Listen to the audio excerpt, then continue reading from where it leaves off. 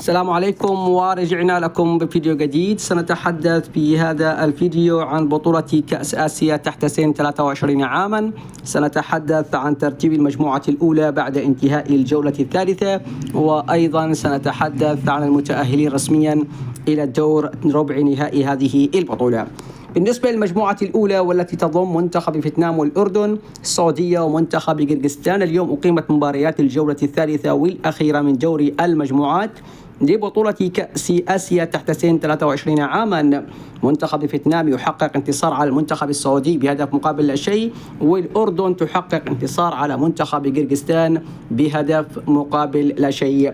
ترتيب المجموعة الأولى بعد انتهاء الجولة الأخيرة: فيتنام في الصدارة بالعلامة الكاملة برصيد 9 نقاط، سجلت 5 أهداف واستقبلت هدف.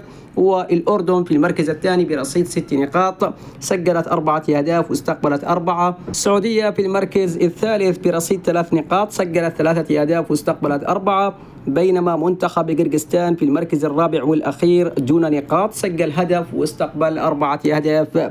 المتأهلين إلى الدور ربع النهائي لبطولة كأس آسيا تحت سن 23 عاما: منتخب فيتنام في صدارة المجموعة الأولى برصيد 9 نقاط، والأردن في المركز الثاني برصيد 6 نقاط وضمن الوصول إلى الدور ربع النهائي لبطولة كأس آسيا. بينما السعودية وقرقستان خلاص ودعوا هذه البطولة. بالنسبة لمواجهات الدور ربع النهائي بعد تأهل منتخب فيتنام والأردن، طبعا منتخب الأردن سيواجه بطل المجموعة الثانية منتخب اليابان، بينما المنتخب الفيتنامي سيواجه وصيف المجموعة الثانية.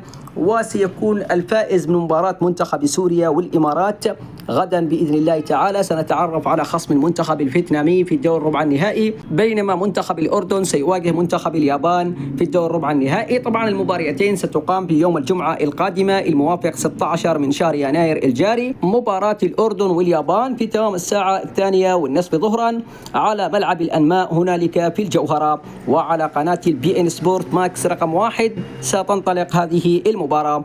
بينما المنتخب الفيتنامي سيواجه الفائز من مباراة سوريا والإمارات في الدور ربع النهائي في تمام الساعة 6:30 مساء. أترك لكم التوقعات حول نتائج مباريات الدور ربع النهائي، اكتبوها في التعليقات، والسلام عليكم ورحمة من الله تعالى.